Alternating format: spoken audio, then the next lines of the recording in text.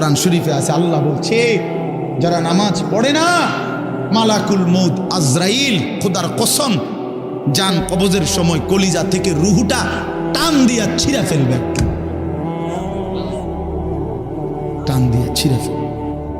কাল্লা ইযা বালাগাতিত তারাকি, কণ্ঠনালীর কাছে চলে আসবে, তখন রুহুটা কণ্ঠনালীর থেকে আর বের হতে চাইবে না।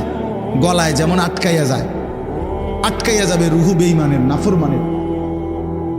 তো ফেরেশতা আল্লাহর নবী বলেন মালাকুল মউত আজরাইল টাইনা হেসরাইয়া ছিঁড়া ছিন্ন ভিন্ন করে রুহুটা টেনে বের করবে। কেন এমন করলো? এমন নির্মম মৃত্যু হলো কেন? এমন ভয়ানক মর্মান্তিক মৃত্যু কেন হলো?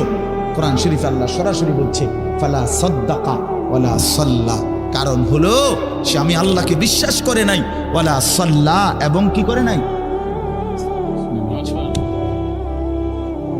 এবং কি করে নাই, সরাসরি আল্লাহ বলছে তোর কলজা ছিড়ালাম, একদম টাইনা ছিঁড়া ফেলবো তোর বেটা। সালাক মনে করছে না, মাতবর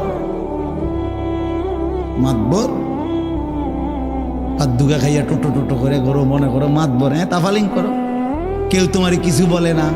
ছাগল তোমারে কেউ দেখতে পারে না, দেখে না কিছু বলে না।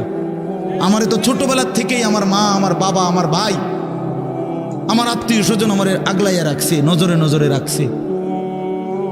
তোমারে কেউ দেখতে পারে না, তোমার উপরে যে খোদার গজব, এই জন্য তোমার মা ডাকে না, বাপে ডাকে না, গ্রামের কেউ ডাকে না। এটা তো দুর্ভাগ্য বেটা, যে কিরে আমি একটা মানুষ, আমার কেউ কদ্দুর কিছু বাধা দেয় না।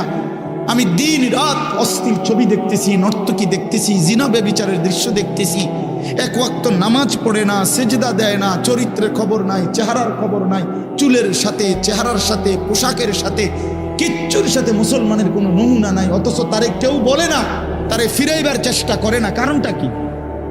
তার উপরে যে খোদার গজব পড়ছে।